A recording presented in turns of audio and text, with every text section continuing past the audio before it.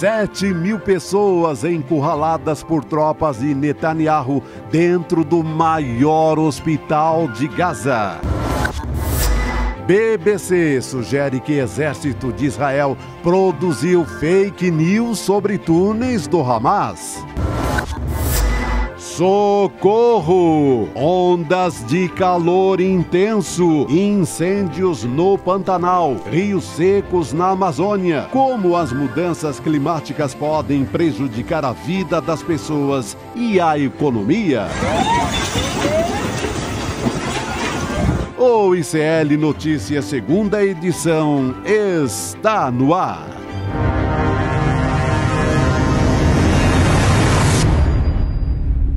Olá, boa noite, seja muito bem-vindo, seja muito bem-vinda. ICL Notícias, segunda edição, está no ar. Muito boa noite para você que nos acompanha agora nos canais do Instituto Conhecimento Liberta, Eduardo Moreira no YouTube. Gente, Chico Pinheiro não está por aqui, mas o bordão fica, né? Graças a Deus é sexta-feira. Hoje é dia 17 de novembro de 2023. Eu estou na companhia do querido doutor Rodrigo Viana. Eita, Gabi, um prazer estar aqui. De fato, eu defendi hoje a minha tese de doutorado, então estou num dia de bastante alegria, conquista pessoal e depois de muito trabalho, né? Um doutorado, uma pós-graduação sempre requer muito trabalho. Mas vamos adiante que a gente tem notícia e vamos tocar para frente. Mas obrigado pela lembrança. É boa, é boa, é ótimo. Parabéns. Obrigado. A gente fica feliz por você também. A gente tem, claro, muito assunto complicado para continuar falando, tenso, a situação da guerra está cada dia pior, o massacre na faixa de Gaza. Hoje também um hospital na Cisjordânia, em Jenin, foi cercado pelo exército de Israel. Está acontecendo um cerco neste momento. Carlos Nobre, climatologista, vai conversar com a gente também sobre essa onda de calor que a gente tem enfrentado em São Paulo, Rio de Janeiro, outros estados também, outras cidades enfrentando um calor intenso e, gente, não é verão, isso é urgência climática. A gente vai falar sobre tudo isso ao longo do programa e domingo tem eleição na Argentina, né, Rodrigo Viana? Exatamente, a gente vai acompanhar com muita atenção. É uma eleição na Argentina que transbordou as fronteiras da Argentina, né? A repercussão, os apoios, as declarações transbordaram muito a Argentina, porque é mais um país em que a extrema-direita se organizou para tomar o Estado. A mesma extrema-direita e com um discurso semelhante ao discurso do Trump, do Bolsonaro e agora o Javier Milei. Tem diferenças, né? Cada um tem o seu perfil, o Donald Trump naquele perfil do empresário bem-sucedido, mas o método é o mesmo. O Bolsonaro, um militar de extrema-direita, e o Milei, um economista neoliberal. Cada um tem a sua história, mas os métodos são muito parecidos, a negação da política, essa ideia de que eu não sou político, e ele é político, é evidente que ninguém é candidato a presidente da República sem ser político. Mas vamos dar uma chegada aqui no nosso telão, para dar uma olhada nas imagens e dar uma repassada aqui nessas informações das últimas horas. Então, a campanha na Argentina terminou hoje. Ainda havia campanha na televisão, vocês devem ter acompanhado alguns filmes, né, como a gente diz, da campanha do adversário do Milei, que é o Sérgio Massa. O Sérgio Massa usou muito na última semana as declarações. Esse é o Sérgio Massa, esse aqui que está no telão agora. O Sérgio Massa, candidato de centro para centro-esquerda, apoiado pelos peronistas, e ele apresentou a campanha dele, né, um filme na televisão, mostrando como o Javier Milei é um super entusiasta da Margaret Thatcher, que a dama de ferro da Inglaterra, é um símbolo do neoliberalismo, daquele liberalismo de privatizar tudo na Inglaterra. Acontece que a Margaret Thatcher é também o símbolo da Inglaterra, que derrotou a Argentina na Guerra das Malvinas. Então, usaram muito isso. Quer dizer, o Milei, um dos maiores ídolos do Milei é a Margaret Thatcher, que chefiou o exército que tomou as Malvinas, né, que já tinha as Malvinas, mas derrotou os argentinos na Guerra das Malvinas. Então, esse filme circulou muito por ali. Fizeram montagens também, né? Fizeram várias. Então, essa semana foi uma semana com muitos... Como a gente viu aqui no Brasil, né? Tem a campanha de TV e tem a campanha de internet, e as duas se cruzam. Isso foi muito forte nessa última semana lá na Argentina. Olha, o que chama a atenção, eu falei que as falas são muito parecidas. Adivinha do que o Javier Milei falou hoje, Gabi? Qual foi o mote dele? Nós estamos a 2 dias da eleição. Fraude nas urnas. Conhece esse discurso? Olha, né? Parece que a gente já ouviu por aqui, né? Alguma coisa parecida com isso. Só que lá não tem a urna eletrônica. Mas daí tem o discurso de fraude do mesmo jeito. Então, eles repetem. Eles têm perfis diferentes, mas algumas coisas se repetem. O método é o mesmo, né? E qual é o método? Colocar em dúvida tudo. Nada é certeza. Tudo você põe em dúvida, né? E aí, com isso, você questiona o sistema, como eles dizem. Eu sou contra o sistema. E lá ele usa muito a expressão a casta política. Só que ele tem apoio de uma boa parte do que ele chama de casta política, que é a direita argentina do Maurício Macri, que perdeu no primeiro turno, ficou de fora do segundo turno e está apoiando o Milei. Mas hoje, chamando atenção para isso, ele falou de fraude numa réplica do discurso do Bolsonaro, sem prova nenhuma, dizendo que as urnas podem ser fraudadas, se preparando já, se a diferença for muito pequena, fazer um escândalo e tal, não reconhecer talvez a vitória do Sérgio Massa. Já o Sérgio Massa, o candidato do peronismo e o candidato de centro-esquerda, ele tem um perfil mais de centro mesmo, sabe, Gabi? Que ele vem, inclusive, de um partido que não era do peronismo, União de Centro Democrática. Depois ele se juntou nessa grande frente democrática em torno do peronismo para tentar derrotar o Javier Milei. O Massa, o grande esforço dele é levar as pessoas a votarem, mais gente votar no segundo turno. Por quê? Porque está muito emparelhada a eleição. Então, as pesquisas todas do segundo turno... O voto não é compulsório, né? Como? O voto não é compulsório, né? Não, o voto na Argentina é obrigatório, mas assim como acontece aqui, mesmo sendo obrigatório, sim, algumas pessoas não vão. Mas os índices de comparecimento são muito altos na Argentina. Mas numa eleição onde as pesquisas mostram que a diferença está em 2 pontos para lá, 2 pontos para cá, e está mesmo, algumas dão 52-48 em favor do Milei, e outras 52 ou 51-49 em favor do Massa. Qualquer diferença no eleitorado, né, pode decidir a eleição. Então, a gente teve um filme, o Sérgio Massa fez uma gravação ao lado de uma senhora de 104 anos, dizendo, eu quero votar. Então, essa aqui, ó, aqui está a fotografia dele com a eleitora, e ela até eu vi as imagens, ele bate na porta. É claro, é um filme, é uma peça de publicidade da campanha, né? Mas é uma forma de dizer assim, olha, se uma senhora de 104 anos vai votar, eu espero que vocês todos também compareçam para tentar derrotar o Milei. E ela mostrou aqueles registros, como tem aqui no Brasil, aquelas fichinhas, o título eleitoral antigo lá da Argentina, dos anos 50. E ele conversando com ela, ele reconhece, a gente cometeu erros no poder, mas vamos tentar corrigir esses erros. Enfim, está jogando com todas as armas que pode o Sérgio Massa, que é o atual ministro da Economia, num país que tem 100% de inflação. Então, ele tem uma situação complicada.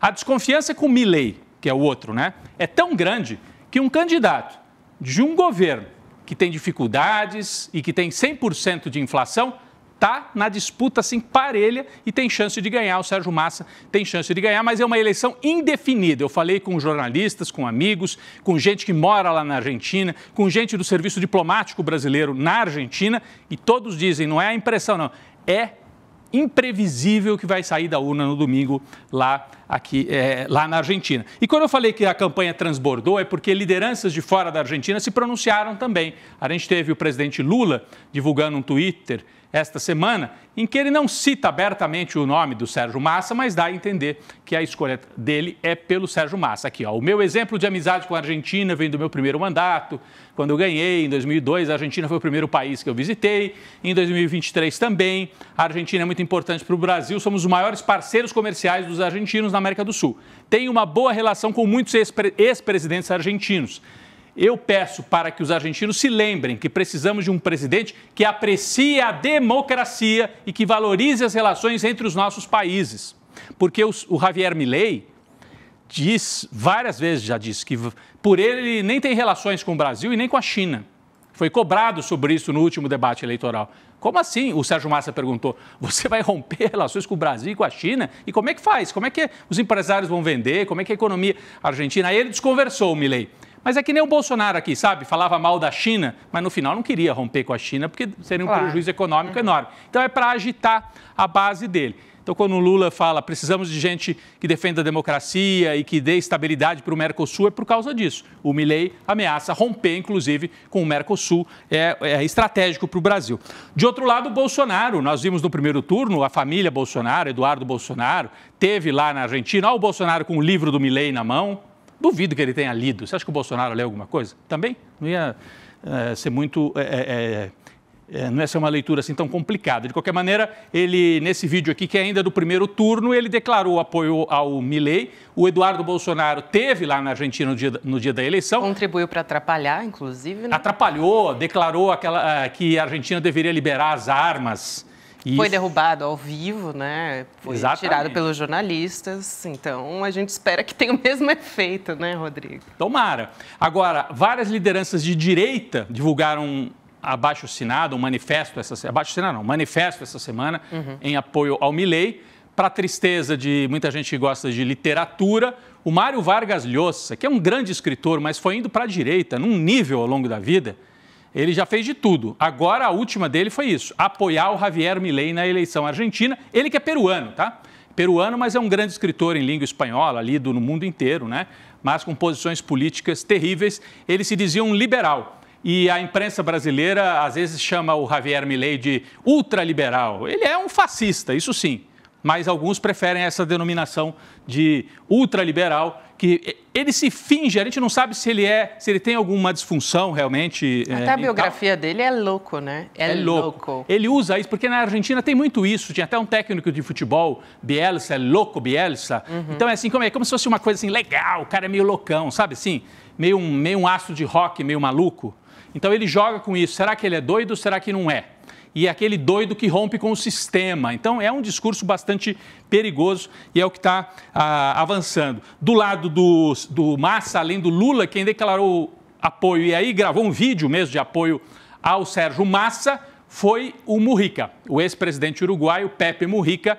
Ali o Mujica, olha, gravou o vídeo, declarou que se votasse na Argentina, votaria no Sérgio Massa, o que não é surpresa para ninguém. O país está completamente dividido e é preocupante, porque é mais um país em que a extrema-direita tenta colocar o pé. E aí seria um eixo, né, que a partir da Argentina, a extrema-direita do Bolsonaro e do Trump teria uma base forte para atuar em toda a América Latina. Bom, aqui é a eleição mais importante na América Latina esse ano. E nós vamos acompanhar tudo no domingo e na semana que vem, segunda-feira, terça-feira, vamos fazer o balanço do resultado desta eleição, Milei contra Sérgio Massa. Espero que os argentinos tenham juízo e evitem o desastre que nós já vivemos aqui por 4 anos com o Bolsonaro. Na Espanha, só para a gente mudar então da América Latina para a Europa. Na Espanha, havia uma eleição também muito importante, porque a extrema-direita espanhola também estava muito articulada e inclusive, a direita... Na Espanha é um pouquinho mais complexo o quadro, porque você tem a direita tradicional do PP, do partido de direita, e você tinha o Vox, que é a extrema-direita. Os dois juntos ficaram muito perto de conseguir maioria para formar o governo na Espanha. Faltaram 8 votos. O atual primeiro-ministro, que é o Pedro Sánchez, teve menos votos, o partido dele, né, que é o Partido Socialista, teve menos votos do que a direita, mas ele fez uma aliança muito ampla. Então, Partido Socialista, mais a esquerda, mais para a esquerda mesmo assim não dava os votos suficientes. Aí ele fez uma aliança, um acordo, Gabi, com os partidos nacionalistas, porque na Espanha você tem lá a Catalunha, né, o País Basco, e os partidos dessas localidades elegeram bancadas e se juntaram com o Pedro Sánchez. Então ele fez um arco de alianças que vai Partido Socialista, o Sumar, que é a esquerda, e os partidos nacionalistas, e conseguiu. Esta semana, aliás, ontem, por 179 votos a 171, ou seja, por 8 votos apenas, ele é o novo primeiro-ministro da Espanha. Só que a extrema-direita está furiosa nas ruas. Dizem o seguinte: para conseguir ser indicado, o Pedro Sánchez fez acordo com os independentistas, essa turma da Catalunha, que é autonomia. E lembra que eles fizeram até Foi, realmente, eles... Votaram, fizeram um plebiscito. E os líderes da Catalunha respondem a processos por causa desse plebiscito. A Espanha considera que eles agiram fora da legalidade, da Constituição. O Pedro Sánchez fez um acordo com a turma da Catalunha e uma espécie de uma anistiar aquela turma que fez o plebiscito, e eles participam do governo ao lado do Partido Socialista. A direita espanhola está dizendo isso é uma traição à nação espanhola, ele está fazendo uma traição porque a turma da Catalunha foi longe demais, etc. Estão na rua, várias manifestações, Esse aqui é o representante da Catalunha, que inclusive está exilado, está na Bélgica, porque tem processo contra ele na Espanha.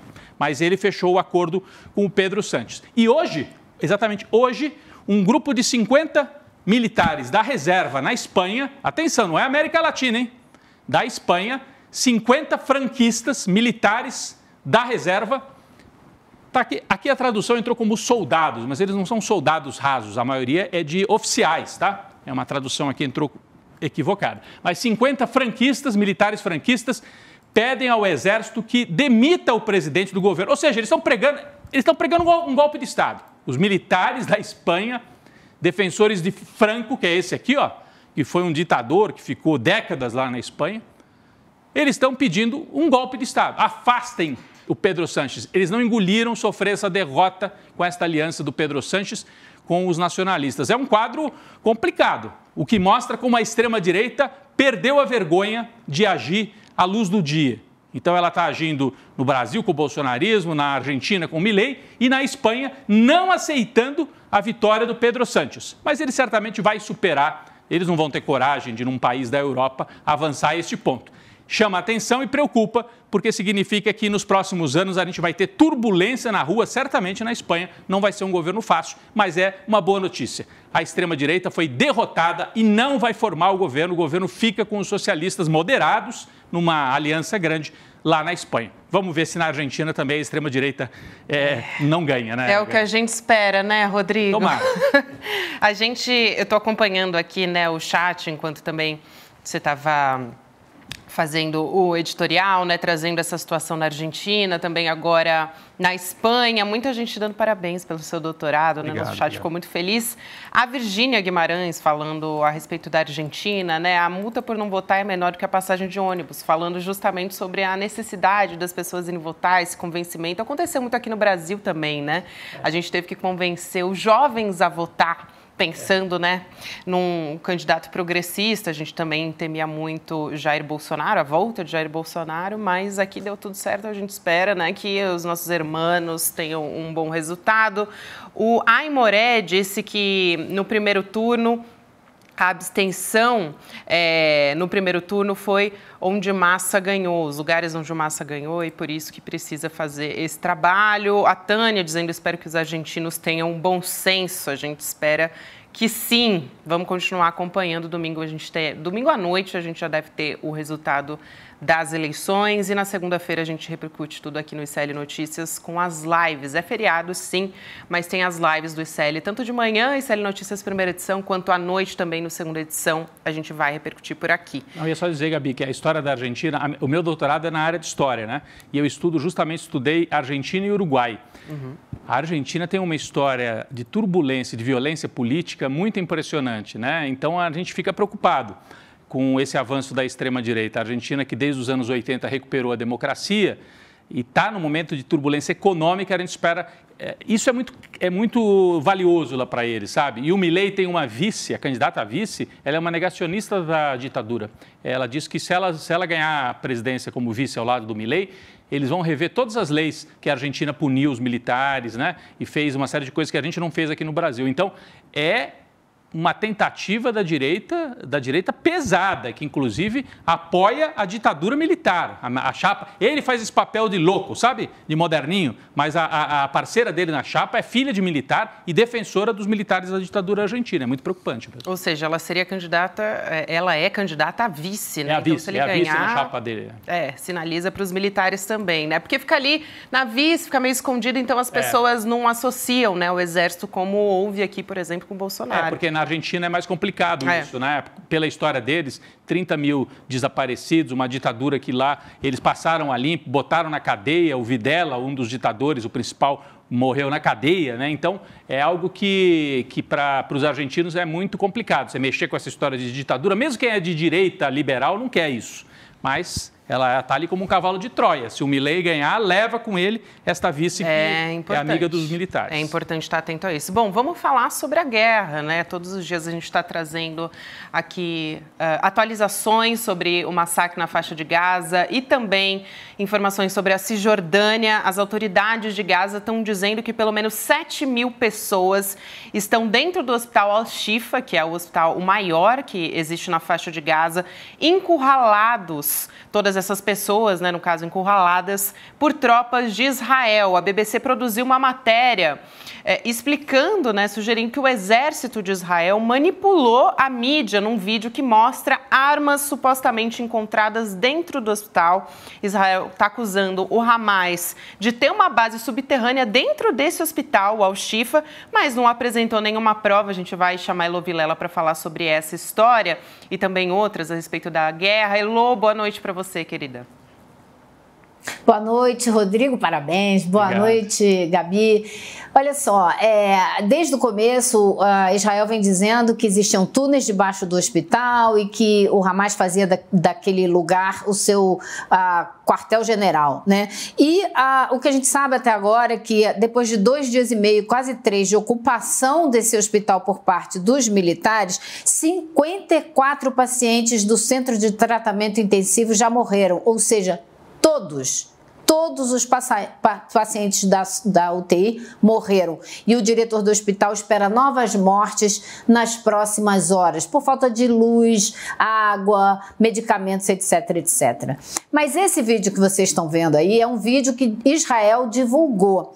E o governo de Israel convidou a BBC e a Fox, 2 redes, para visitar mostrar o que eles encontraram. Foi uma visita muito limitada, na qual os repórteres só puderam ir nas áreas do hospital que Israel permitiu e só puderam falar com quem Israel permitiu. Aí o que a BBC fez? Pegou esse vídeo e pegou o vídeo que a repórter deles fez e começou a comparar. Então eles perceberam que no vídeo de Israel, que foi divulgado por Israel, o relógio do militar que está fazendo essa turnê mostra que esse vídeo foi gravado poucas horas antes da visita da repórter da BBC. Aí, no próximo momento, eles mostram o que esse militar apresentou que existia atrás da máquina de ressonância magnética. Do lado esquerdo do vídeo, vocês estão vendo a imagem que o exército de Israel divulgou, uma arma presente ali na cena. E do lado direito, o que a repórter da BBC filmou. 2 armas. Então, eles já apresentam isso como uma inconsistência. Pô, depois que gravaram o vídeo, foram lá e puseram mais arma para a repórter da BBC ver, acharam que ninguém ia perceber a diferença, eles estão muito atentos. Então, o que a BBC concluiu depois disso? Além dessas inconsistências, a repórter da BBC não foi levada a nenhum local onde pudessem estar as entradas dos famosos túneis. Então, a conclusão da BBC ou eles não têm as provas de que esses túneis existem e de que esse hospital era realmente o quartel-general do Hamas, ou eles não apresentaram as provas. O que é uma maneira gentil de dizer que eles estão mentindo. O repórter do New York Times hoje também esteve lá com vídeo de Israel. E aí apresentou uma foto que é um buraco numa área de cimento com uma escada de metal. E diz que Israel falou para ele, os militares de Israel disseram que aquilo é a entrada de um túnel, mas que eles ainda não desceram, porque eles têm medo de que haja bombas ali dentro, numa tentativa, né, complicada para os militares. Agora eu me pergunto, gente, vocês acham que Israel não tem tecnologia suficiente? Desculpa, tem que rir. Vocês acham que Israel não tem tecnologia suficiente para detectar se tem material explosivo ali dentro e ir descendo aos poucos para saber se tem... Faça-me o favor. Então, é tudo muito tosco, essa tentativa de criar uma historinha e vender para a imprensa mundial é muito tosca. Essa imagem aí, eles apresentam material que eles aprenderam, material militar, uma bomba, 2 cartuchos, uma arma. Qualquer delegacia, né, Elô? Não, qualquer delegacia do interior tem esse armamento aí. né? Porque, assim, quartel-general é outra coisa. Isso aí podia, assim, e fora que colete... Olha, é colete militar. Gente, um hospital desse tamanho, se você for aqui no HC, tem lá uma salinha dos seguranças, ou tem até uma sala onde policiais militares trocam eventualmente de roupa. Isso não prova absolutamente nada em relação a ser um quartel-general. E outra, né, essa ideia também, Elô, não sei se você já falou sobre isso, mas em outros momentos... o governo de Israel divulga esse vídeo, depois tira do ar e divulga outro, né? Teve esse episódio também, né? Acho que isso já foi bastante falado. Né? É esse mesmo vídeo aí, né? Que foi tirado do ar e colocado de novo. É esse mesmo que a gente estava mostrando, né? Ele foi colocado no ar com um título, algo assim, dizendo que era prova irrefutável da existência do quartel-general, blá, blá, blá. Não, e sem cortes. Pegou mal. Falou assim, sem cortes. E aí, quer dizer, os outros todos têm cortes, né? Cortes. Então é isso que chama atenção, né? Aqui, inclusive, no nosso chat... Eles retiraram e colocaram de volta, só falando as armas do Hamas. Ou seja, é tão tosco, mas é tão tosco, né, gente, que chega a ser inacreditável. O Tiago Gomes Pereira falando, meu avô tinha um armamento melhor que esse escondido na roça em Minas Gerais, gente. Me pegou muito esse comentário. O Matheus Silva, né, falando, gente, isso é uma brincadeira com a vida das pessoas, é muito grave. Parece as operações, né, nas comunidades do Rio de Janeiro, operação que desmantelou, né, o tráfico de drogas, aí você vai ver, tem meia dúzia de armamentos. Eu diria que às vezes tem mais até, né, porque esse caso aqui, qualquer operação da PM do Rio, em alguns centros ali de operação em que tem realmente tráfico e tal, tem mais armamento do que isso aí. Né? Esse cara, desculpa a minha intimidade, este militar que fala em nome das Forças Armadas israelenses, ele está lá só para isso, né? Porque ele aparecia muito, eu assisti várias vezes no começo da guerra, ele estava no estúdio, falava com a CNN, falava com todas as emissoras, agora ele foi mandado para campo. Sabe assim? Agora é o correspondente de guerra. Ele é o porta-voz, ele é o cara que fala em nome do Exército e tal, e está lá só para isso, né? Enfim, é um especialista, teoricamente, em fazer esse tipo de gravação, esse tipo de depoimento, para tentar dar veracidade para o que, enfim, para o que Israel alega. Mas, Heloísa, se eles... Mas está precisando fazer um cursinho, né, Rodrigo? Está precisando fazer um cursinho. O problema não é o apresentador, o roteirista é ruim. O roteirista é péssimo. Ele aponta uma câmera de segurança dentro da sala do hospital, como se aquilo fosse prova de que o Hamas tem um... Precisa... Siga, Rodrigo, porque tá difícil. É isso, precisa apresentar as provas, né, gente? Olha lá, ele tá apontando a câmera. Ele diz, no momento, a câmera tá coberta, né? Dando a entender de que... porque tá coberta é uma prova de que passava gente importante ali, gente eventualmente do Hamas, olha lá, aí vai o cara do lado dele, filma. Enfim, não somos nós que estamos dizendo sozinhos, né? É a BBC...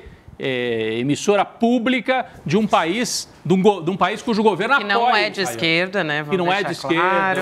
E o New York Times, que é um jornal que apoia muitíssimo o Estado de Israel, o governo de Israel. Esse governo talvez nem tanto, mas o Estado de Israel em geral, e que demitiu funcionário, demitiu jornalista, porque colocou nome numa lista de apoio ao povo palestino.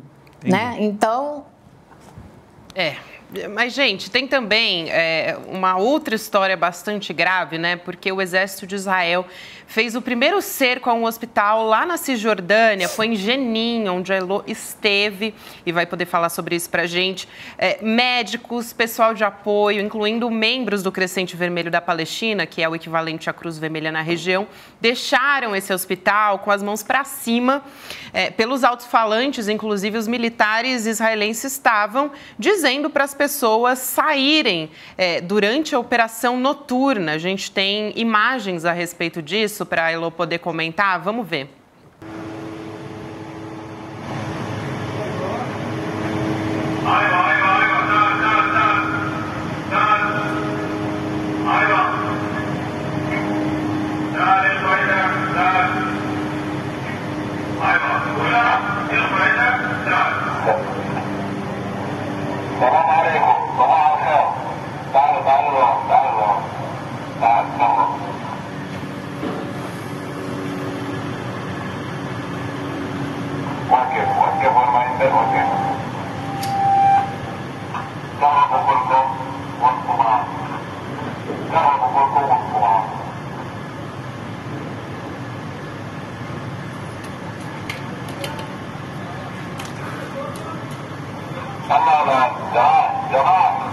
Elô, me diz por quê? Por que cercar hospitais em Jenin?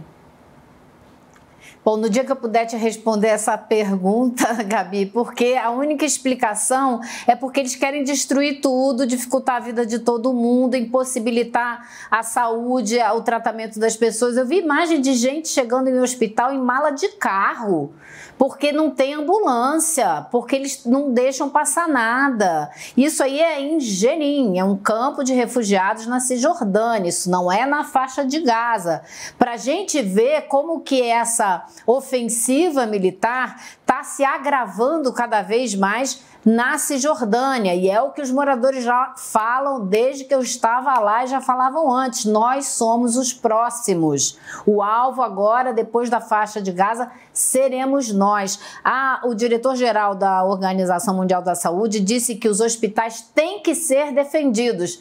Eu acho que ele está chegando um pouco atrasado, porque os de Gaza já se foram e agora eles estão começando com esses da Cisjordânia. Jenin, que foi completamente destruída na noite passada. As ruas todas destruídas do campo de refugiados. Uma pessoa que eu conheço que mora lá me disse: Heloísa, todas as ruas por onde você andou estão destruídas. Eles não vão lá só fazer uma operação militar, eles vão lá com retroescavadeira destruir tudo. Então eu te pergunto, né, Gabi, por que será? Por que Se não será? É para tornar impossível a vida ali para as pessoas quererem ir embora. Essa é a ideia, no final das contas. Exatamente. O Felipe Cooper aqui no nosso chat comentando: mas não tem Hamas em Jenin, gente. É sempre bom lembrar, né, que o Fatah em Jenin, na Cisjordânia, né? Na Cisjordânia é o Fatah, não é o Hamas. Qual é o sentido disso, né, Rodrigo? O sentido é sinalizar justamente para as pessoas... Pega as coisas vão embora. Vão embora. Assim, é uma sinalização, isso já acontece, né? A Heloísa mostrou nas reportagens dela na Cisjordânia como é uma colonização, né? Assim, é um avanço de Israel promovendo um regime colonial. Então, de um lado, é uma espécie de gueto na faixa de Gaza, onde as pessoas não podem sair, a não ser com autorização para trabalhar, porque precisavam, né, da mão de obra barata dos palestinos para alguns serviços. E do lado da Cisjordânia também, e além disso, a colonização. Então, eles instalam colônias. A Heloísa foi lá, mostrou um lugar que tem, uma distância de 200 metros, você tem a terra dos palestinos, um muro, e do outro lado, a colônia feita pelos judeus, israelenses, e tomando inclusive as oliveiras, as plantações históricas do povo da Cisjordânia. Mas agora eles estão dando um passo a mais. A colonização já vinha de muitos anos, né? A gente acompanhou. Agora estão destruindo a infraestrutura da Cisjordânia, que é administrada pelo Fatah, que é o grupo fundado lá pelo Yasser Arafat, um grupo laico, um grupo que não tem nada a ver com o Hamas, é outra linha, outra origem, tem mais a ver com o nacionalismo árabe, né? Inclusive dialoga com Israel, né? Assim, dialoga como uma força administrativa, né? Porque o Fatah, a Heloísa pode explicar melhor, mas o Fatah chegou a sentar na mesa, na época do Clinton, né, Elo? O Yasser Arafat, o Clinton e o Rabin. Com o Rabin. Por Israel, e chegaram ali muito perto de fazer o acordo. Fazer o acordo que estabeleceria 2 estados. Naquele momento, até para avançar, né, quase fazer o acordo, o Yasser Arafat, né, abaixou as armas, né, abriu mão da guerrilha. Ele era um guerrilheiro, ele era um lutador de guerrilha, né, de arma na mão para tentar a independência. Eles abriram mão, viraram uma força política, administrativa, autoridade palestina, com a promessa de: vocês governam por enquanto assim, daqui a pouco nós vamos, né, permitir que vocês fundem o seu Estado organizado. Ao contrário disso, a hora que eles baixaram as armas, Israel avançou para cima, fez colônias. E se você olha o mapa, é de chorar também, né? Não é só... Bom, mais de chorar ainda é isso aqui, as imagens que estão agora na tela, que é a destruição da infraestrutura. Mas olha o que era a Cisjordânia e o que ela é hoje, né? A Cisjordânia é essa área maior no centro do mapa, né? E ela foi completamente tomada por colônias israelenses, né? É inviável um Estado palestino com essa configuração. Então, o projeto israelense é expulsar os palestinos da terra. 2 milhões de Gaza, e na Cisjordânia são quantos milhões, Heloísa? 5 milhões, é isso? Opa, tá sem o áudio. A gente tá sem... Não, 2 milhões e 500 em 2 milhões e 500 na faixa de Gaza, né? Isso. Na Cisjordânia eu não sei o número certo não, Rodrigo, me desculpa, não tenho esse número de cabeça. Agora, acho importante, É mais. Agora, é importante a gente pontuar, como muito bem lembrou o professor Arbex aqui ontem, que o próprio Hamas foi eleito na faixa de Gaza, e quando foi eleito, quando concordou em participar do processo eleitoral, porque ele não participava, dizia que aquilo tudo não tinha o menor sentido, ele também concordou em aceitar a existência do Estado de Israel e negociar politicamente. Quem não quis e quem rompeu o cessar-fogo que foi instaurado ali foi Israel. Então é bom lembrar disso também, porque essa pecha de terrorista para o Hamas, né, só atrapalha o trabalho que eles tentaram fazer durante anos de negociação política e que não foi a eles permitido. Bom, então outra coisa que está acontecendo na Cisjordânia é que a gente está vendo um recrudescimento. As operações militares de Israel nos territórios da Cisjordânia, nos territórios ocupados da Cisjordânia, estão cada vez mais intensas. E é claro que isso está forçando o quê? Uma reação, uma resistência cada vez mais intensa. Então, eles estão levando todo o conflito para dentro da Cisjordânia. Claro que existe solidariedade lá dentro ao que acontece com os irmãos de Gaza, óbvio. E agora, quanto mais eles são reprimidos, mais começam a surgir também a resposta, né? Começa a surgir a resposta da resistência.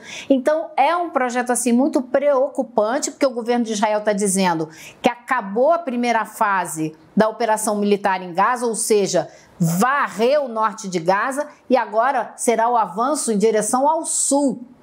E é isso mesmo que o governo de Israel diz, avance em direção ao sul, ou seja, para expulsar quem está no sul, eles que se mudem para o Egito e criem lá a Palestina na área do Sinai no Egito. Esse é o plano. Inclusive tiveram protestos ali em Ramallah, na Cisjordânia também, né, Lu, onde você teve muitas vezes, enquanto você estava lá. Qual que é a importância desse protesto em solidariedade, né, a Gaza na Cisjordânia, mas também agora na própria Cisjordânia a gente tem acompanhado todas essas ações que são surreais também. Esses protestos estão se avolumando. Sexta-feira é um dia muito importante, é o dia das preces, né, das rezas nas mesquitas, elas ficam lotadas e, em geral, é logo depois disso que a gente vê essas grandes manifestações cada vez maiores. Teve uma manifestação enorme também hoje em Amman, na Jordânia, também, depois da presença das rezas nas mesquitas. Sexta-feira é um dia super importante em todos os estados árabes.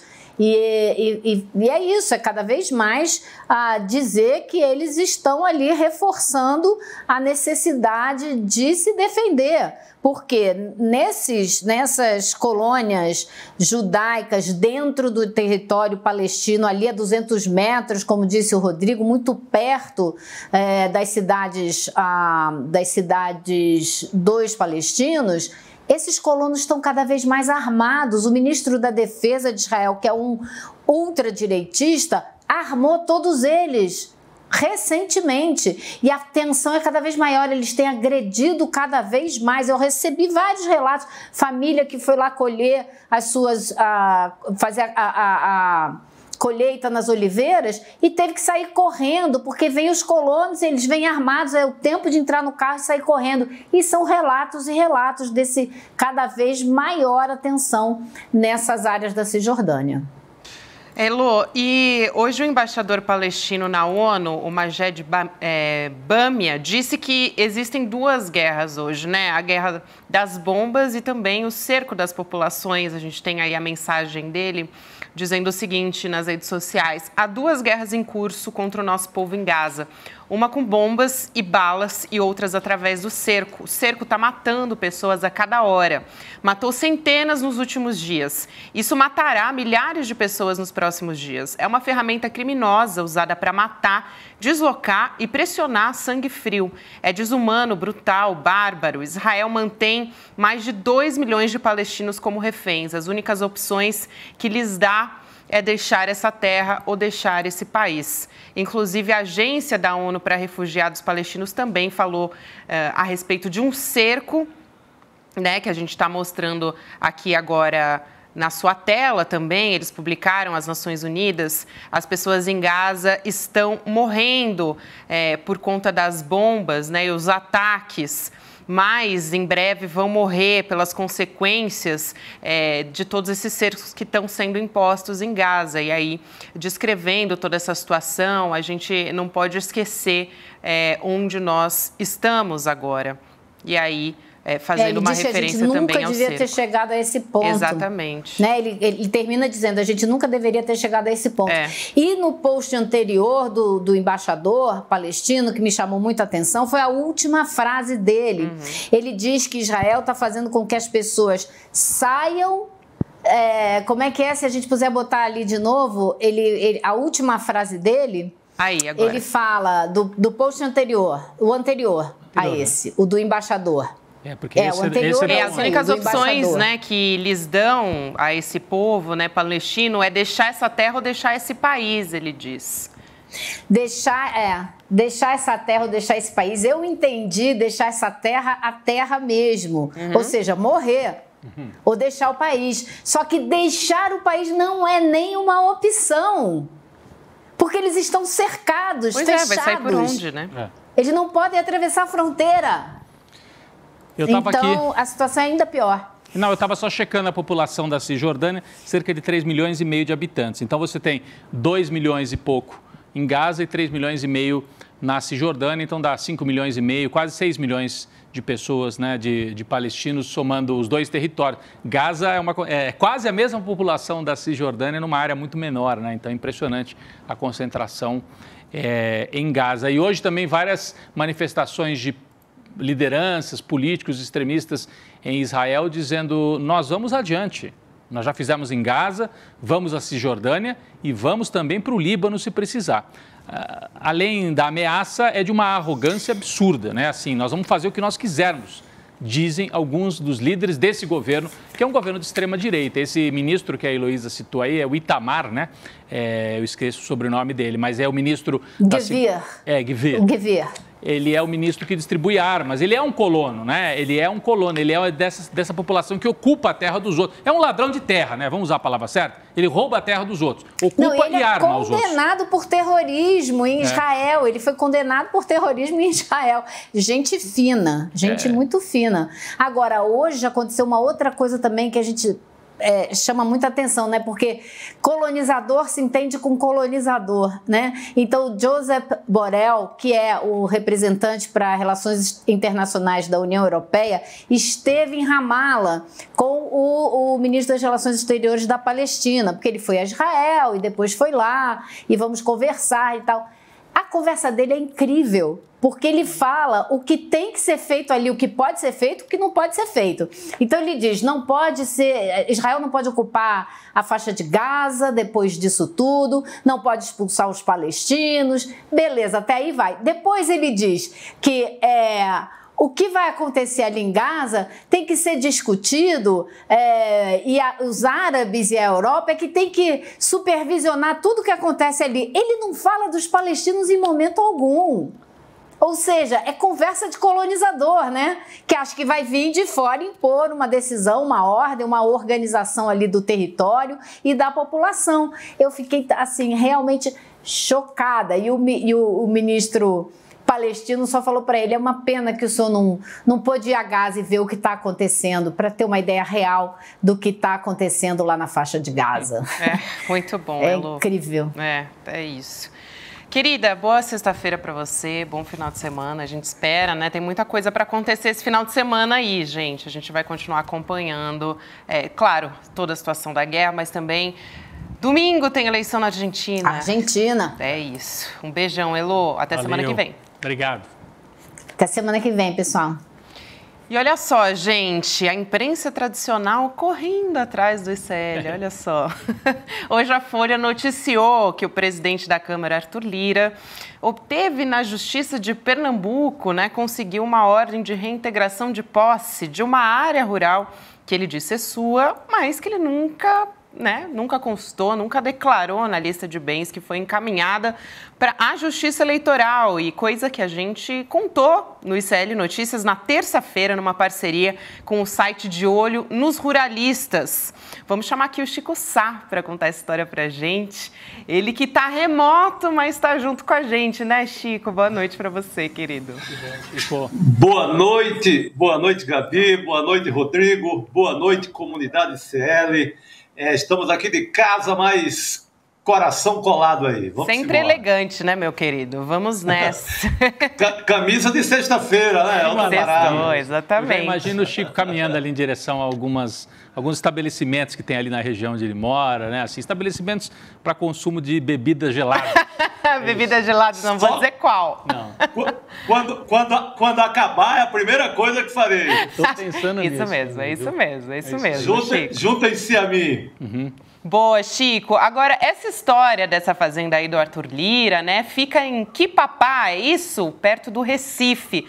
E uma pequena parte dessa fazenda aí é reivindicada por poceiros que dizem ter direito à permanência. Que história é essa aí, hein, Chico? Mais uma história cabulosa, né? Cabulosa, suspeita, cheia de falhas. É uma história que nos remete a uma conversa que estivemos aqui no ICL2 com a Juliene Lins. Para quem não sabe, a Juliene Lins é a ex-esposa do Arthur Lira. Ela mostrava, inclusive em anotações que o Arthur Lira havia deixado com ela, anotações. Teve um período, para quem não sabe, que o Arthur Lira esteve adoentado e estava com medo de morrer, etc. Entregou para Juliene, a ex-mulher, umas anotações de umas fazendas que eram dele, mas ainda não estavam, digamos assim, legalizadas. E entre essas fazendas, nessas anotações, estava exatamente essa propriedade rural no município de Quipapá, que fica ali no agreste de Pernambuco. Olha a Juliene aí, para quem esqueceu da entrevista clássica aqui no ICL2. Então, essa fazenda era uma dessas propriedades que estava ali na moita, né, digamos assim. Ele não havia declarado à Justiça Eleitoral, não sei por quê, não sei se não havia pago inteiro, não sei qual era o rolo, ou se apenas queria mostrar para o eleitorado que era um pobre candidato de Alagoas. Eu sei que ele não declara essa fazenda. Agora, se faltava alguma prova, os camponeses, esses sim, pobres camponeses da fazenda Quipapá, tiveram que ser retirados. Veja só, a propriedade não era dele, não estava legalizada. Como é que agora o senhor Lira consegue uma ordem de despejo na justiça pernambucana para expulsar esses moradores? Moradores coitados, desvalidos. Ele até na declaração deles, eles falaram ali com toda a humildade do mundo, humildade de um camponês dessa região do Nordeste. Veio, antes de que dê confusão, antes da polícia chegar, já vamos embora, para não causar nenhum conflito aqui na área. Ou seja, pessoas muito humildes que são retiradas de terras ocupadas há mais de 20 anos. Se o uso capião, a velha figura do uso capião, dá direito à propriedade com 5 anos, imagina com 20, viu, Rodrigo e Gabi? Então, eles estavam há 20 anos, foram expulsos de uma terra que é clandestina na declaração do Lira à Justiça Eleitoral. É mais um desses absurdos. Quem acompanha o portal ICL e o ICL Notícia soube disso tudo no começo da semana. Quem não acompanha soube hoje, porque hoje o que o portal ICL havia publicado há 72 horas atrás, o UOL trouxe hoje como manchete. Ainda bem que trouxe, né? Ajudou a divulgar exato. Esse belíssimo trabalho, esse belíssimo dossiê do pessoal De Olho nos Ruralistas, que tem sido publicado brilhantemente pelo nosso Chico Alves no portal ICL. É o nosso editor do iclnoticias.com.br. E, Chico, a gente já falou, inclusive, dessas fazendas não declaradas aqui no ICL. A gente tem uma arte para dar uma olhada, as fazendas de Arthur Lira que não foram declaradas à Justiça. E a gente tem o valor de cada uma delas, né? Olha só. Boa! A gente mostrando a arte aqui agora no nosso telão. Em Pantaneiro, Taquari, a fazenda também.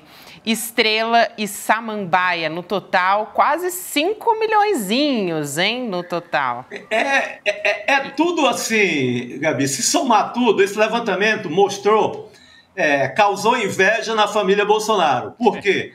Porque a família Lira, juntando o sobrenome Lira e o sobrenome Pereira, que junta pai e mãe, eles possuem 115 fazendas, 115 propriedades rurais.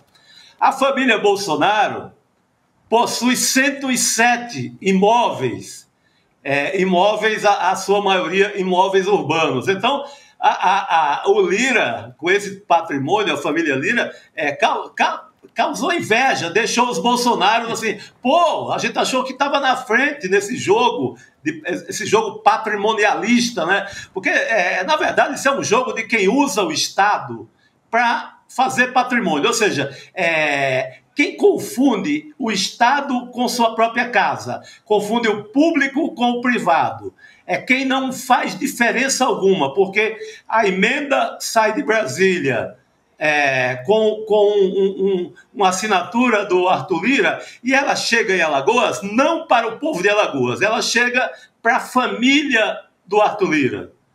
Nisso eles vão conquistando prefeituras, tem um plano agora, que está na reportagem de hoje do ICL Notícias,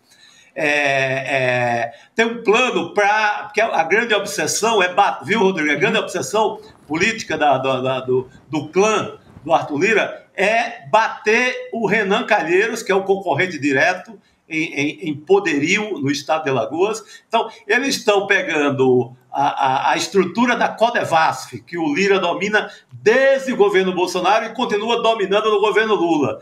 Eles estão pegando usando as benesses do Lira com a caneta da Câmara, e eles estão montando um baita esquema de prefeituras em Alagoas para enfrentar a grande peleja. Se fosse um cordel, seria algo do gênero, a gangue de Arthur Lira enfrenta o poderio de Renan Calheiros, seria esse o título do cordel. Então, vai haver esse embate no próximo ano e o Arthur Lira está montando assim um baita esquema, porque é muito fácil. Eu mando a emenda de Brasília, essa emenda bate numa prefeitura dominada pela minha família ou pelos meus aliados, toda e qualquer licitação dessas prefeituras, elas adquirem compras, produtos e qualquer material em armazéns, em empresas da minha própria família.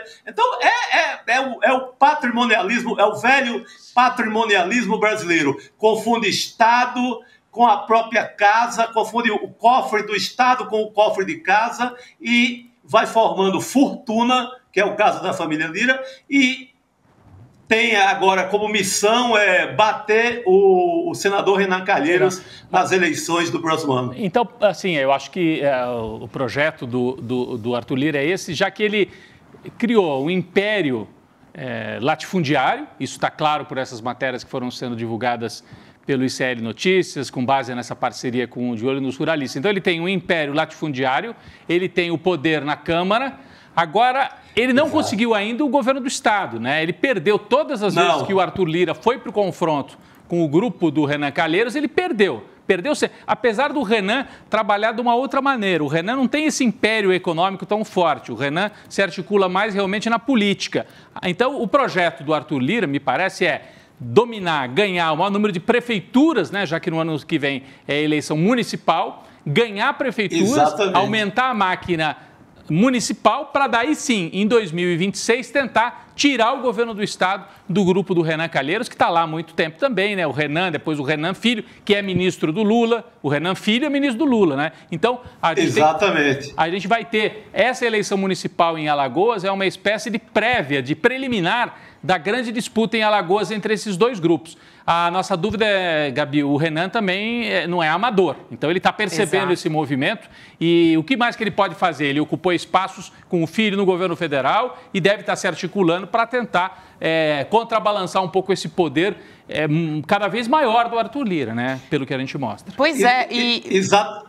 Não, desculpa, Chico, Gabi, eu só ia trazer aqui o destaque, porque você falou a respeito dessa matéria. Ela é a última matéria do dossiê sobre Arthur Lira, né? Arthur o Fazendeiro, na verdade, que é o nome desse dossiê, que é uma parceria do ICL Notícias com o De Olho nos Ruralistas. Então, dá para conferir no nosso site todas as outras matérias que a gente publicou nessa semana. E, nesse caso, ela mostra justamente como o Arthur Lira usa essas emendas parlamentares na disputa eleitoral com o Renan Calheiros, que é o principal rival do Arthur Lira, mas realmente haja distribuição de trator em ano de eleição, né? Vai faltar trator. Exatamente. O Rodrigo tentou fazer a diferença do que seria o clã do Renan Calheiros e o do Arthur Lira. O Renan faz um jogo mais discreto. E no momento não tem na mão essa força das emendas, né? Essa força que faz levar para Alagoas todo aquele dinheiro dos tais dos kits, do kit robótica, que, na verdade, foi distribuído uma outra caixa ali com o kit robótica, não foi utilizado por escola nenhuma, favoreceu aliados do Arthur Lira, deixou alguns deles muito ricos, e é aquele escândalo que o Gilmar Mendes trancou. O Gilmar Mendes sentou em cima desse... Pelo menos enquanto o Lira for presidente da Câmara, ninguém mexe com ele aqui em Brasília. Então, o Arthur Lira foi favorecido nessa história e agora a grande, digamos, a grande atração eleitoral dele para pegar prefeitos, para conquistar todo mundo, é esse show dos tratores, que são uma distribuição de tratores ali em praça pública, com vídeo, sem nenhuma... Não tem essa de esconder em rede social, não. Os prefeitos vão lá e agradecem ao Arthur Lira. Os prefeitos falam que basta Arthur Lira, e isso é literal, basta Arthur Lira apertar um botão em Brasília que o dinheiro cai no cofre deles em Alagoas. Então, isso é um show eleitoral completamente aberto para quem chegar em Alagoas observar. Então, você tem esses dois clãs nessa briga pesada, mas o Arthur Lira com a imensa vantagem, claro que tem as obras do Ministério do Renan Filho, que também vão ser direcionadas, óbvio, para favorecer as bases do Renan. Mas se eu tenho as emendas, e se eu venho com essas emendas desde o orçamento secreto, eu saio em vantagem nessa guerra aí municipal de conquistar prefeito para conquistar o governo do estado. É isso. E, Chico, eu estava aqui dando uma olhada agora, né, nessa reportagem que saiu hoje no nosso site, que traz mais detalhes por aqui, do dia 17 de novembro, né, sobre esse dossiê, o Arthur Fazendeiro. E aí, só para dar aqui alguns detalhes, né, ao longo de 6 meses de pesquisa, a equipe do De Olho nos Ruralistas identificou mais de 100 fazendas, 115 fazendas ligadas a parentes do Arthur Lira, com mais de 20 mil hectares em Alagoas e também em Pernambuco. E aí, nessas fazendas e a construção desse patrimônio todo, um histórico de violações de direitos humanos de forma inédita, justamente o que a reportagem traz, né? Um despejo de casal de camponeses, que foi o que a gente trouxe, e da criação de gado também numa terra indígena, né, que é a Cariri Chocó. Então, é realmente um histórico impressionante, né, de violações de direitos humanos que o Arthur Lira, além de tudo que a gente está trazendo aqui, esse histórico político e todo esse poderio que ele tem acumulado na Câmara dos Deputados, também nas fazendas, né, Rodrigo? É isso aí. Fazenda, inclusive, só para completar mesmo, aquela fazenda que a gente começou a falar aqui, que é aquela, esqueci o nome do município, já é Pernambuco, né? Então Quipapá. Ele tá expandindo tanto que ele já está expandindo para fora, tá indo para... Não cabe mais, o Arthur Lira não cabe mais em Alagoas, né? Fica em Pernambuco, é isso, pelo que eu vi, não é isso? Ele vai ser o vice-rei do Brasil, já. Ele vai dali de Pernambuco, já chega na Paraíba e vai-se embora, porque a sede é grande. E ele tem habilmente... ele é muito hábil, ele tem usado agora, usou no Roda Viva, lá na TV Cultura, e tem usado na propaganda dele, a favor dele, uma coisa muito habilidosa, muito esperta, que são vídeos, são cerimônias, são eventos mostrando que ele é um grande pecuarista. O que é que ele quer com isso? Ele quer dizer que a grana dele, o dinheiro da família, dos 115 imóveis, não vem da política, não vem do orçamento secreto, não vem de uso de verbas públicas. Ele quer com esses eventos, aliás, eventos bem modernos, bem filmados, leilões de cavalos, leilões de bois. Ele sempre convida o amigo dele, o forrozeiro Wesley Safadão, e ele promove esses leilões e exibe em TVs do Nordeste e tal, para mostrar, olha, meu dinheiro não é da política, eu sou um pecuarista gigante, portanto, eu posso ganhar essa grana. É uma limpeza de imagem, é uma lavagem de imagem feita de uma maneira muito hábil, feita de uma maneira calculada, esperta. Calculada e muito esperta, com anúncios em TVs e tal, muito esperta, e assim ele vai conseguindo limpar toda essa carnificina, porque ele está enxotando indígenas, ele tá tirando à força camponeses das propriedades. Assim, isso é um presidente da Câmara com uma prática de coronel não é nem do século XIX. Isso, exato. A prática é essa. Aí na capa, para encobrir tudo, o pecuarista moderno que faz leilões de gado com Wesley Safadão. É isso, querido Chico Sá. Vamos nessa, então. Vai sextar, meu querido, porque você já tá com a roupa de ir, né? Agora sim. Um beijo pra você. Até semana que vem. Obrigado. A gente continua por aqui. Eu quero falar agora de uma história, gente. O ministro do Supremo Tribunal Federal, Gilmar Mendes, votou para manter a Carla Zambelli, ré por perseguição armada em São Paulo. Vocês lembram desse caos, né, que aconteceu um pouquinho antes das eleições? A defesa da deputada estava tentando barrar o andamento dessa história no STF com o argumento de que, por ter porte de arma, o episódio não configuraria uma atitude criminosa. O caso continua no Supremo Tribunal Federal. O caso é que, tá toque ali, né, Rodrigo? Exatamente. Olha a cena, gente. Vamos relembrar, foi na véspera da eleição. Eleição no domingo, eleição disputadíssima Bolsonaro-Lula. Eles estavam crentes que iam ganhar. E por isso estavam abusando, fazendo de tudo. Era polícia rodoviária, bloqueando estrada e deputada com arma na mão correndo atrás de um cidadão. Mas ele falou alguma coisa que eu não gostei. Mas não é o caso de puxar uma arma no meio da rua, imagina. E apontou para a cabeça. A hora que ela entra no estabelecimento, o testemunho, eu acho que não tem a imagem desse momento exato, mas lá dentro do estabelecimento, segundo os testemunhos, ela apontou a arma na cabeça de um cidadão brasileiro na véspera da eleição. Reza a lenda, Gabi, que a família Bolsonaro não gostou muito do que a Zambelli fez. Aí soltou a mão da Carla Soltou a mão, porque acha que é isso, numa eleição tão disputada, que acabou sendo decidida no detalhe, uma atitude dessa apavorou, talvez tenha tirado alguns votos do Bolsonaro. Não foram muitos, mas na capital paulista, onde isso aconteceu, o Bolsonaro perdeu a eleição. Pois é, isso é importante. Ganhou no estado, foi importante. Ela foi bem votada no interior, mesmo na capital, mas na capital se formou um movimento, não só de gente de esquerda, gente liberal, gente democrática, gente que não quer isso, né? Não quer uma arruaceira com uma arma na mão no meio da rua, uma deputada arruaceira. Tão arruaceira quanto esses que foram agora lá para os Estados Unidos, né? Você viu que cena ridícula, né? Foram se reunir com um deputado que é de origem brasileira para apresentar os nomes daqueles que estão contra Israel e tal, fazer uma denúncia dos brasileiros. É um papel de nazista, de macartista, né? Fazer lista. Olha, isso aqui é a lista de quem não pode entrar nos Estados Unidos. Só que entregaram para o sujeito errado, né? Se reuniram com o sujeito lá que é deputado, que inclusive nas horas vagas tinha uma atividade no entretenimento adulto, né?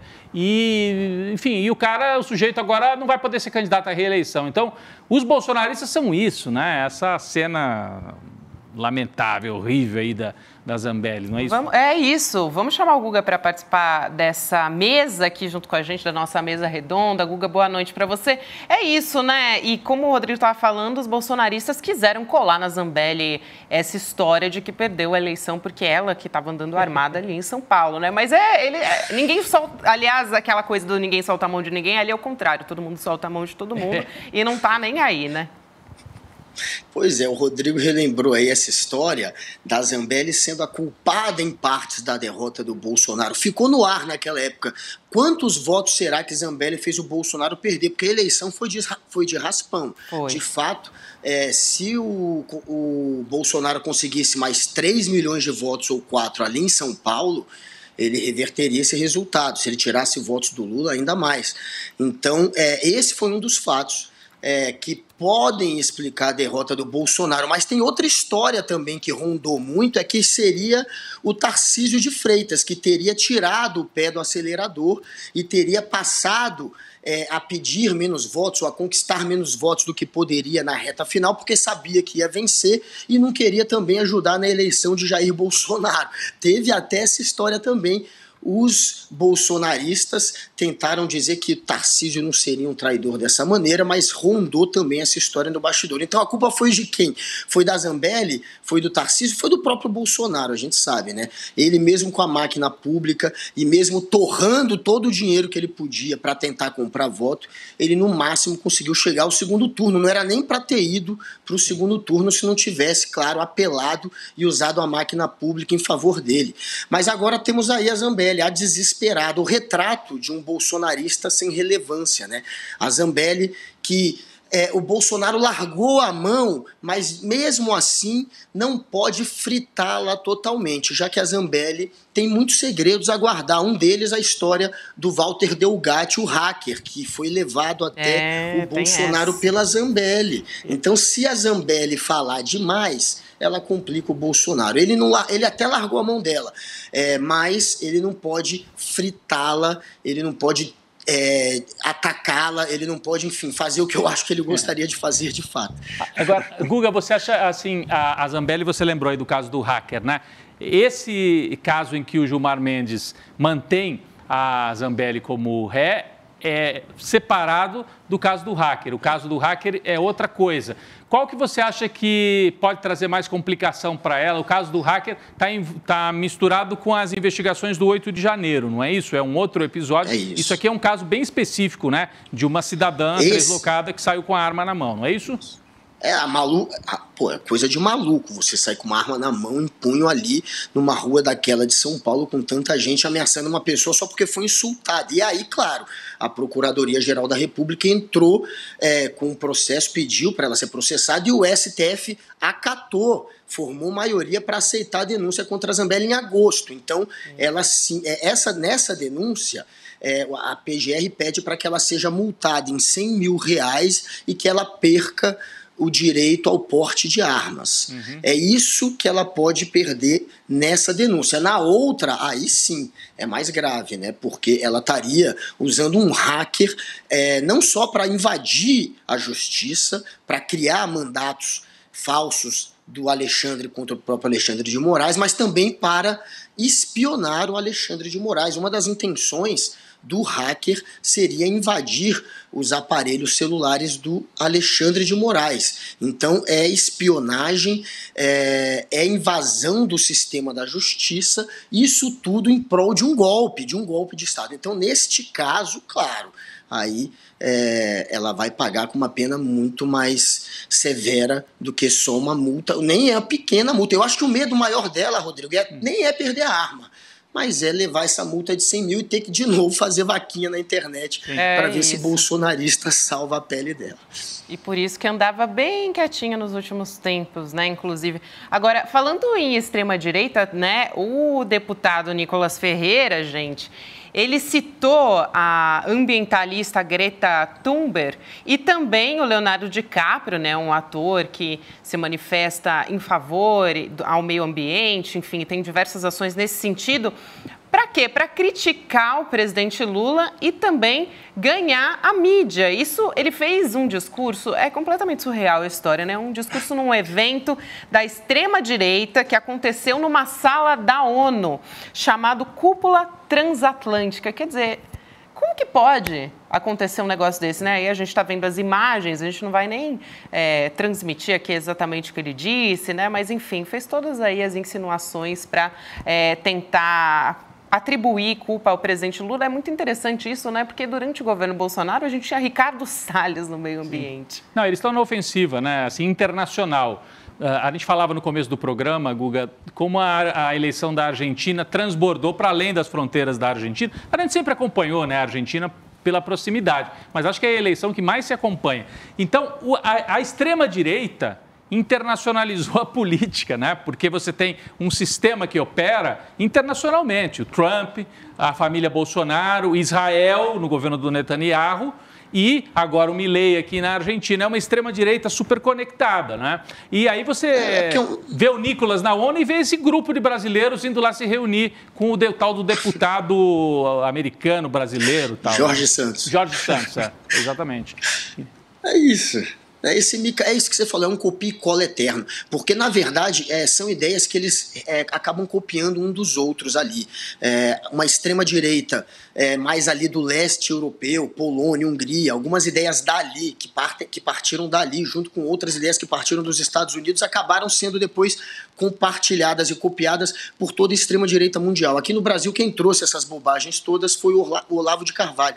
Aí tinha um bando de idiota que achava que, uau, olha as ideias do Olavo. Primeiro que nem era dele, era um copia e cola só traduzido para cá e às vezes arranjado para colocar algumas coisas do Brasil ali no meio, mas enfim, a ideia em si não partia dele. E aí é muito igual, é tudo uma tentativa de criminalizar aqueles que são diferentes a partir de um discurso que apela sempre para o comportamento, para a espiritualidade, né?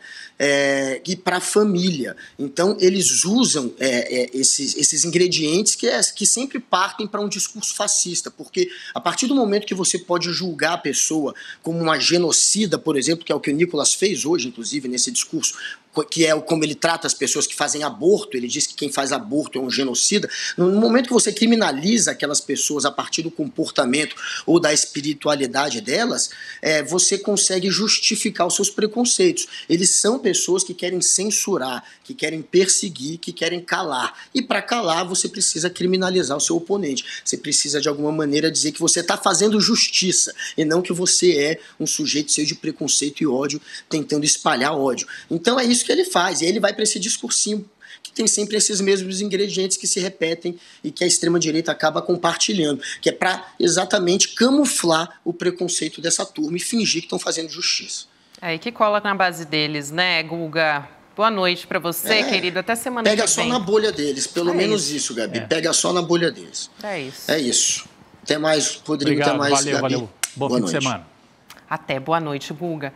Bom, a gente vai falar sobre essa onda de calor que tem atingido o Brasil. Aqui em São Paulo, gente, está realmente insustentável, também Rio de Janeiro.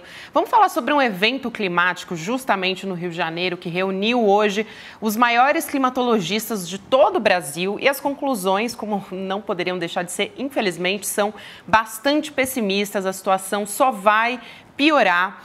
O climatologista, inclusive, Carlos Nobre, né, que é co-presidente do painel científico para a Amazônia, apresentou dados mostrando que a própria floresta definha com a combinação de seca e queimadas e é previsto um aumento ainda de 300%, gente, na mortalidade de árvores.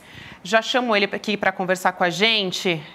Dr. Carlos Nobre, muito obrigada por aceitar nosso convite, seja muito bem-vindo. Bom, vamos começar pelo óbvio, né, para a gente falar como que a gente tenta romper com esse curso da urgência climática que a gente está sentindo. E não tem como negar, né? Porque justamente a gente está sentindo o aumento surreal desse calor nessas cidades, enfim, como São Paulo, Rio de Janeiro e também outras que estão sendo atingidas, Manaus com fumaça, enfim, uma série de questões que deixam exposta, né, como é grave a situação que a gente está vivendo. Sem dúvida, nós estamos vivendo um momento muito crítico para o futuro do nosso planeta. Esse ano é o ano mais quente do registro histórico, 2023, em todo o planeta, mas a ciência mostrou que a gente quer ir e ver quando que a Terra estava tão quente quanto 2023, nós temos que ir 125 mil anos atrás, quando nós estávamos no período interglacial, o último período interglacial. E a temperatura da Terra continuou a aumentar. O ano passado nós tivemos um recorde da emissão dos gases de efeito estufa, nossas emissões, as emissões de origem humana, a queima de combustíveis fósseis, a agricultura, a pecuária, o desmatamento, o setor industrial, resíduos, todos esses setores estão emitindo, bateu o recorde em 2022 e 2023 já está mais alto ainda. Portanto, nós estamos vivendo, principalmente esses últimos 2 anos, 2022 e 2023, nós vimos, isso é uma realidade, não é uma projeção. A ciência vem projetando esses riscos há muito tempo. Eu participei do relatório do IPCC de 2007, o 4º relatório que ganhou até o Prêmio Nobel da Paz, e nós já falávamos em 2007 desses riscos.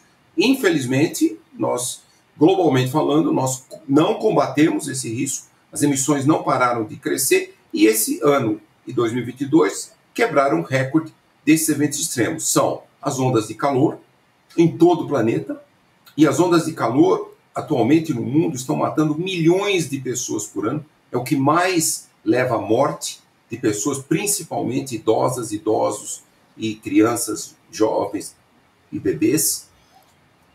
Recorde de seca, como nós estamos vendo esse ano em grande parte da Amazônia. Enorme risco também de ter uma seca agora na estação chuvosa do semiárido, fevereiro, março, abril e maio de 2024. E também eventos de chuvas extremas, tempestades severas e rajadas de vento, como nós estamos vendo, por exemplo, no sul do Brasil e também em outras partes. Então, isso é tudo. Por que esses eventos climáticos que existem há milhões e milhões de anos, por que eles estão ficando mais intensos e mais frequentes? O aquecimento global. Nós estamos fazendo o planeta ficar mais quente, é toda a nossa responsabilidade, e por isso nós temos um enorme desafio, que é rapidamente diminuir as emissões dos gases de efeito estufa, e enorme desafio também como tornar todas as populações, todos os sistemas muito mais resilientes a esses eventos extremos. Professor Carlos Nobre, aqui trazendo a situação aqui para o Brasil, o senhor falou do aquecimento que é global, aí, então existe uma situação que é do planeta. Mas no caso do Brasil, aí eu queria que o senhor ajudasse a gente a entender melhor a questão da Amazônia. A gente tem o El Niño, né, que é lá no Oceano Pacífico. O senhor me corrige aqui se eu falar alguma coisa fora do normal, porque o senhor é que entende disso. Mas só um resumo. Tem o El Niño, que é ali no Oceano Pacífico, o aquecimento, né, da água, e isso esse ano parece que foi mais forte ainda. E tem a questão da Amazônia, né, com a derrubada, com a diminuição da floresta, você tem menos umidade vindo para o centro-oeste e para o sul do Brasil. Eu queria saber se isso ajuda a explicar. Quer dizer, tem o aquecimento global, mas tem uma situação que é daqui, que é local. Essa onda de calor que nós vivemos esta semana no centro-oeste, no sudeste do Brasil, tem a ver também com isso, com a diminuição da Amazônia e da capacidade da Amazônia de gerar umidade, né, para a gente poder viver também aqui, porque nós estamos vendo a situação em Manaus, mas estamos vendo a situação também aqui no sudeste e no centro-oeste. Se o senhor puder explicar para a gente isso, o que é mais importante? O aquecimento global, no caso dessa onda de calor, o aquecimento global ou esta situação da Amazônia e do desmatamento e da perda de umidade, a floresta produzindo menos umidade do que em épocas anteriores? De fato, é a interação entre essas duas coisas que você falou. O El Niño é um fenômeno natural que existe há milhões de anos. Certo. o que o aquecimento global está fazendo, o Oceano Pacífico Equatorial, centro-leste, do centro até a costa da América do Sul, mais quente, ele gera o El Niño. O El Niño é quando o oceano fica quente ali, o ar sobe, forma muita nuvem, muita chuva ali, que é um lugar muito seco, quando não há El Niño, e esse ar induz essa subida do ar ali, faz o ar descer sobre a Amazônia, causando a seca na Amazônia, como eu falei, causando possivelmente a seca no semiárido agora na estação chuvosa de fevereiro a maio. E também o que o El Niño faz ele faz com que um jato atmosférico, que é chamado jato subtropical, que passa em cima lá do sul do Brasil, Uruguai, Paraguai e centro-leste da Argentina, esse jato fica mais forte quando há um El Niño. E quando há um El Niño muito forte, esse jato fica até mais forte. Nessa região que o jato fica mais forte, ele estaciona as frentes frias. As frentes frias vêm do sul da Argentina, elas ficam estacionárias ali, geram esses ciclones extratropicais muito poderosos que estão causando esses eventos extremos de chuva em toda essa região, com inúmeros desastres, como aqueles de setembro da bacia do Rio Taquari, no Rio Grande do Sul, que morreram mais de 50 pessoas. Essas frentes ficando ali muito estacionadas, subindo muito menos para o sudeste e para o centro-oeste, elas é que induzem essa onda de calor. Então, essa é uma relação também com o El Niño. Aí, como a Amazônia está muito seca, também o transporte de vapor d'água que passa pela Amazônia e vem principalmente para o Cerrado e para o sul do Brasil, também um pouquinho vai para o sudeste, também diminui. Então, pode também induzir chuvas menores e também um ar muito mais seco fica muito mais quente. Ar mais seco, mais quente, e essa onda de calor que não está permitindo que as frentes frias tragam um ar mais frio e tragam chuva também. Então, meteorologicamente, a gente tem um nome para isso, chama domo de calor, que é uma região de alta pressão, e aí, quando tem uma região de alta pressão, o ar descende de 12 km de altura para baixo, ele derruba as nuvens, ele faz as gotículas de água evaporarem, então não tem a nuvem reflete 30%, 40% da radiação solar, então fica muito quente, muito sol, esse sol seca todo o solo fica muito seco e cada vez mais quente. Então esses são fenômenos meteorológicos e, de novo, é uma associação, o início desse domo de calor tem muito diretamente a ver com o El Niño e o impacto do El Niño no sul. E aí, lógico, também o El Niño diretamente causa essa seca na Amazônia, e aí diminui também o fluxo de vapor d'água que sai da Amazônia e vem para o centro-oeste, uma parte para o sudeste e para o sul do Brasil, causando até mesmo um aumento da onda de calor. E eu queria aqui aproveitar para colocar uma imagem que a nossa produção separou, que o André Trigueiro postou nas redes sociais, mostrando como as árvores são importantes para o equilíbrio do clima. A gente está vendo aí na nossa tela, justamente porque eu falei a respeito dessa previsão infeliz, né, de um aumento de 300% na mortalidade das árvores. E elas realmente são muito importantes para manter a temperatura mais amena. Por exemplo, a gente vê aí, quando tem a árvore, né, em cima da grama, o quanto a temperatura fica mais amena, e mesmo no asfalto também isso acontece. Então, essa é a importância de ter áreas arborizadas, né, em todas as regiões, inclusive em áreas urbanas, principalmente, que é onde a gente sente que o calor é mais intenso, né? Por isso que quando a gente está na rua caminhando normalmente, não tem muita árvore, a gente sente esse calor mais intenso, é justamente por isso. Agora, professor, queria aproveitar a sua presença aqui também para perguntar a respeito dessa fumaça em Manaus, porque ontem, dia 16, essa fumaça voltou a encobrir Manaus, né? Então, portanto, quinta-feira, o ar na cidade voltou a ser considerado péssimo. E eu conversei com um repórter local lá de Manaus, o Clauson Dutra, que participa aqui sempre com a gente no ICL Notícias, e ele disse que virou um novo normal. Foi assim que ele descreveu para mim. Ele disse que às vezes a gente sente um cheiro, assim, tem dias que são mais intensos, dias que são menos intensos e sim, tem dias que são piores e ontem foi um desses dias, Rodrigo. Eu ia só completar, assim, tem a informação lá de Manaus, é que o professor deu uma explicação bastante interessante que parte do El Niño, ou seja, um fenômeno natural, como o professor falou, que é o aquecimento da água do Oceano Pacífico, né, ali do outro lado, na América do Sul, e que isso tem toda uma série de consequências que ele explicou aqui muito bem. A minha pergunta, mas isso é um fenômeno natural, que em alguns anos é mais, outros anos é menos. Por que está tão forte esse ano? Tem a ver com derrubada da floresta, tem a ver com aquecimento global? O que está acontecendo? O El Niño foi mais forte? O que isso tem a ver com os outros fenômenos que a gente pode controlar? Derrubada de floresta e o aquecimento global, professor? Opa. O que está fazendo em todo o planeta é tornar os eventos extremos mais extremos. Então, por exemplo, séculos atrás, nós tínhamos um El Niño forte como o desse ano, talvez, às vezes, a cada 100 anos. Aí nós tivemos o El Niño mais forte do registro histórico em 2015 e 2016, e agora estamos tendo um El Niño muito forte também. Muito forte, principalmente vai atingir a intensidade máxima agora em dezembro, janeiro, fevereiro. Veja bem, isso está acontecendo no mundo inteiro. Fenômenos naturais, ondas de calor, secas e tempestades severas estão acontecendo com mais frequência. Fenômenos naturais. Então, é isso que o aquecimento global faz. Por exemplo, os oceanos, em média no planeta, já estão 0,9 graus mais quente.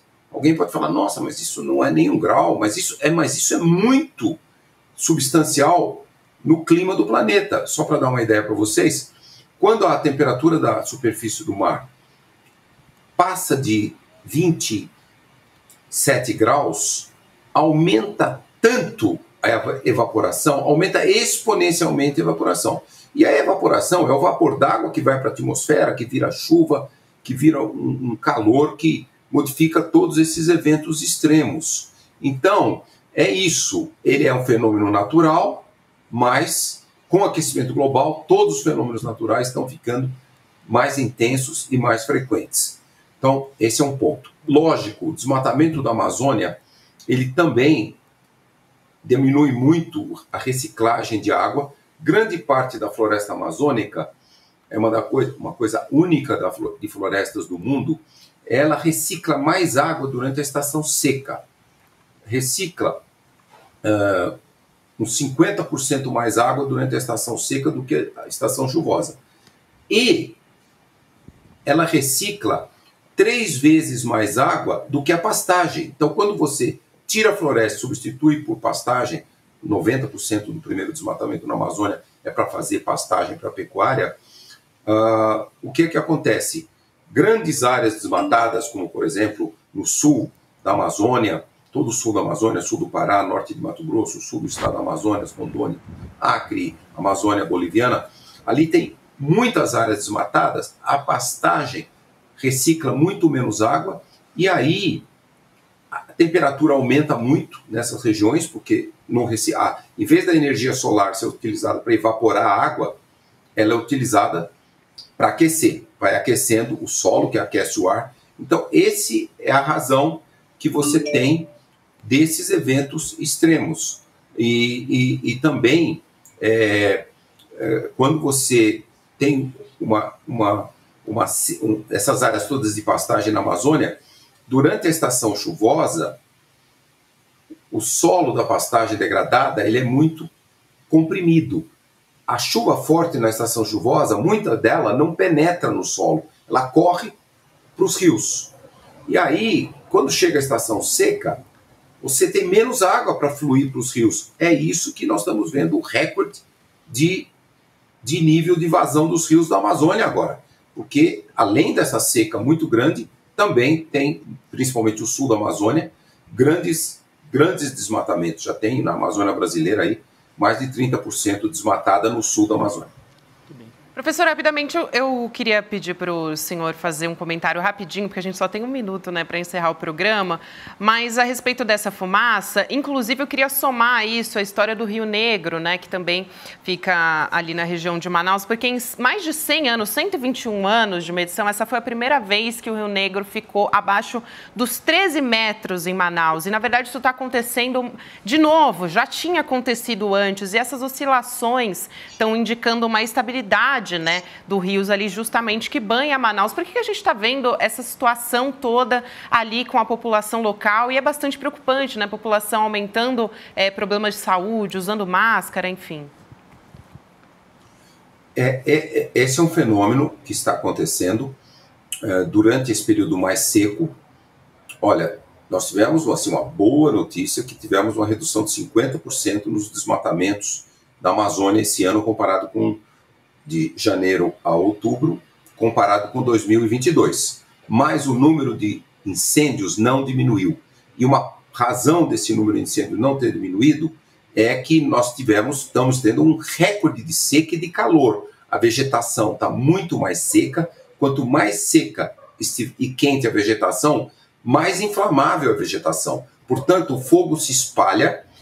A maioria desses focos ali na Amazônia, que explodiu isso já desde de agosto e setembro, principalmente setembro, outubro e agora até novembro, quando a estação chuvosa já começa a voltar, é porque está muito seco, mas a maioria desses incêndios são humanos, não são descargas elétricas, ainda que agora na transição da estação seca para a chuvosa tem nuvens que geram descargas elétricas, que geram fogo, mas a maioria dos incêndios na Amazônia, e esses todos perto de Manaus, perto de Santarém, quase todos são humanos, é gente botando fogo.